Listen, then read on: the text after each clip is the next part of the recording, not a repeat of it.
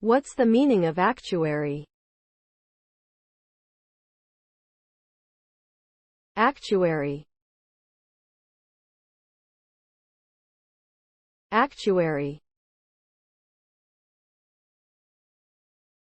Actuary. Actuary. Actuary. An actuary is a professional who analyzes financial risks and uncertainties for individuals or companies. They use mathematical and statistical methods to assess the likelihood of certain events occurring in the future and the potential impact those events may have on financial outcomes.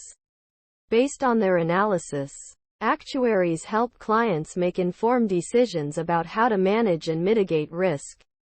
Actuaries work in a variety of industries, including insurance, finance, and healthcare. They play a crucial role in ensuring the financial stability of organizations and individuals by providing accurate risk assessments and strategic guidance.